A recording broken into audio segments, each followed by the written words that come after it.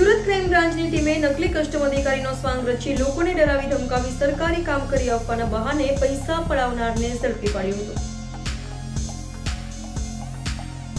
Surat crime બ્રાન્ચની team પેટ્રોલિંગમાં હતી ત્યારે બાતમીના આધારે સુરત શહેર વિસ્તારમાં નકલી કસ્ટમ અધિકારીનો સ્વાંગ રચી લોકોને ડરાવી ધમકાવી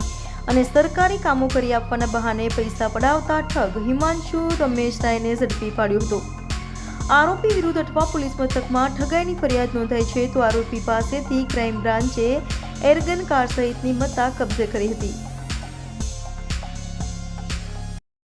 સુરત શહેર ક્રાઇમ બ્રાન્ચને એવી બાતમી મળી હતી કે કસ્ટમ ઓફિસર તરીકે ઓળખ આપી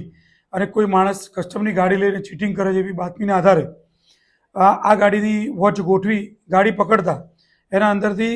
જે માણસ નીકળ્યો એની પૂછપરછ કરતા એનું નામ હિમાંશુ રમેશભાઈ રાય જે મૂળ બિહારનો રહેવાસી છે, અહીંયા ઓલપાડ તાલુકાના શાટલા ગામે રહે છે એવી માહિતીના આધારે એને અહીંયા પકડતા ક્રાઇમબ્રાન્ચની ઓફિસ લાવીને પૂછપરછ કરતા એને અલગ અલગ સરકારી નોકરીઓ આપવાના બહાને ટોટલ ₹12,75,000 ચીટિંગ કરી લોકો પાસેથી પૈસા પડાવી લીધેલા છે। અને એની ગાડી ચેક કરતા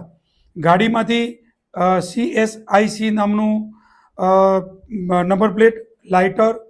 કસ્ટમનું આઈ કાર્ડ તથા આર્મીનું જેકેટ વગેરે વસ્તુઓ મળી છે, જે મુદ્દામાલ કબજે કરી અને અઠવા પોલીસ સ્ટેશનમાં ગુનો દાખલ કરવા માટે આગળની તપાસ માટે સુપરત કરેલ છે।